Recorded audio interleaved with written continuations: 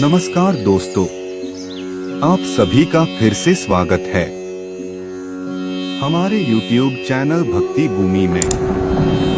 दोस्तों, सुख और दुख एक ही सिक्के के दो पहलू हैं। यह बात तो आपने सुनी ही होगी। सुख और दुख हमारे जीवन में लगातार आते ही रहते, लेकिन अगर आप वास्तविक तौर पर देखें, अगर आप इस बात को अच्छी तरह समझ जाएंगे तो जीवन आसान हो जाएगा।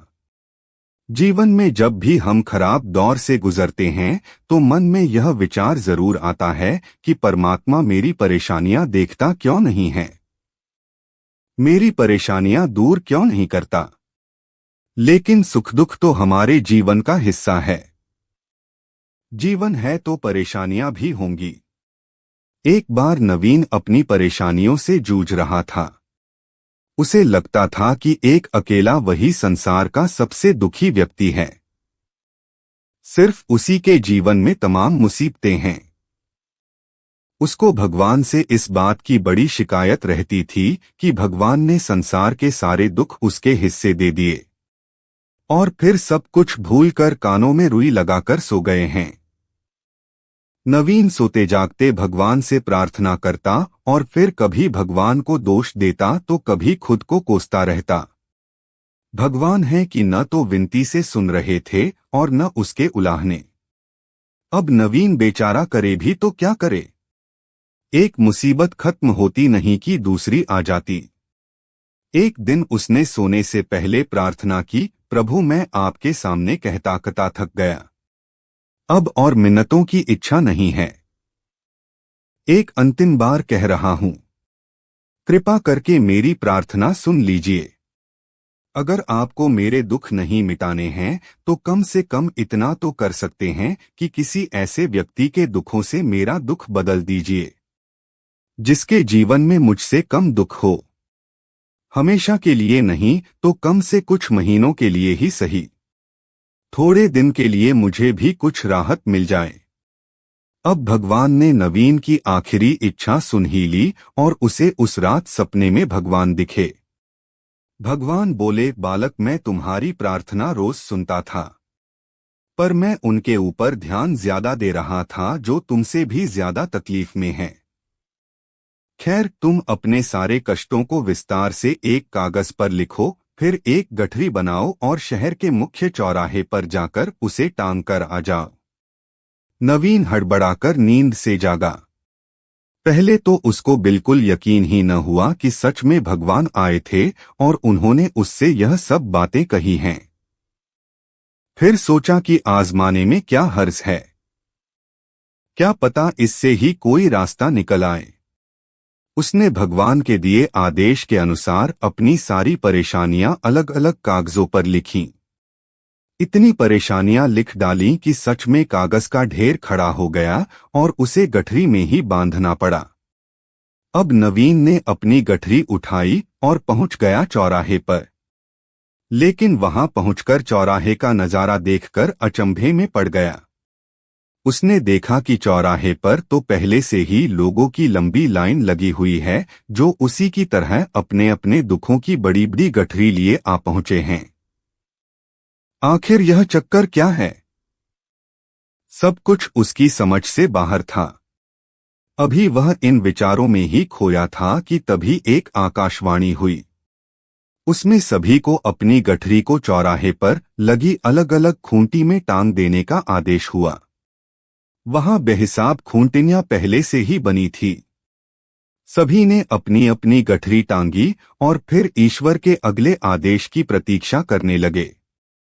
कुछ ही देर में दोबारा से आकाशवाणी हुई और सबसे कहा गया कि सभी लोग अंदाजे से कोई ऐसी गठरी उठा ले जो उन्हें अपनी परेशानियों की गठरी से हल्की समझ में आती हो।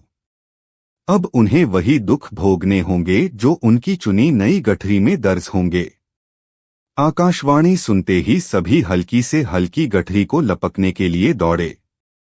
सबके साथ नवीन भी नई गठरी चुनने के लिए भागा।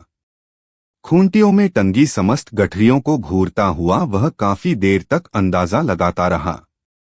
अब उसे एक डर और था कि कहीं वह कोई ऐसी गठरी न उठा ले जिसमें पहले से भी ज्यादा दुख हो। अगर ऐसा हुआ तो परेशानियां और बढ़ जाएंगी और मुझे लेने के देने पड़ जाएं। जीवन तहस-नहस हो जाएगा सो अलग। अब उसके मन में तरह तरह के विचार आने लगे। वह सोचने लगा कि कम से कम वह अपने दुखों से भली भांति परिचित तो है और उन्हें झेलने का आदी भी हो गया है। उनके लिए कुछ रास्ते निकालने की शुरुआत भी की है, शायद उसका परिणाम आए तो एकाध दुख घट ही जाएं। कहीं ऐसा न हो कि चुनी गई नई गठरी में दुख और भी ज्यादा पीड़ादायक हो जाएं। ऐसे विचारों में खोया वह एक के बाद एक गठरी के सामने से गुजरता, लेकिन तय नहीं कर पाया कि कौन सी गठरी चुनी जाए। उसे यह भी डर था कि कहीं कोई उसकी गठरी न उठा ले। इसी उधेड़बुन में फंसे नवीन ने आखिरकार अपनी गठरी ही उठा ली और चल पड़ा। उसने तय किया कि वह अब इन चुनौतियों का मुकाबले पहले से ज्यादा मजबूती से करेगा।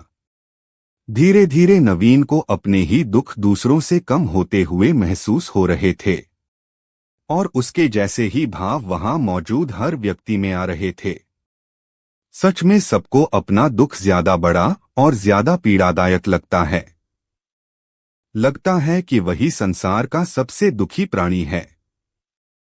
पर हमसे भी ज्यादा न जाने कितने और दुखी हैं। कितने ही लोग ऐसे हैं जिन्हें 2 वक्त का भोजन भी मुश्किल से नसीब होता है। कभी किसी की शानदार कोठी के आगे से गुजरते हुए यदि यह ख्याल बार बार आए कि जब किस्मत बंट रही थी तो वह इस आदमी से पीछे क्यों रहा। अगर आगे रहता तो उसे भी ऐसा सुख और ऐश्वर्य मिल जाता।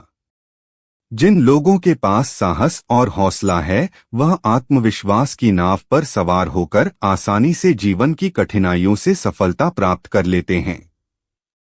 जरा ऐसे लोगों के बारे में सोचिए जो जीवन मृत्यु के बीच झूल रहे हैं। कम से कम आप किस्मत की लाइन में इनसे आगे तो थे। स्वस्थ हैं, अपने काम के लिए किसी पर निर्भर नहीं हैं, अपना काम खुद करने के काबिल है।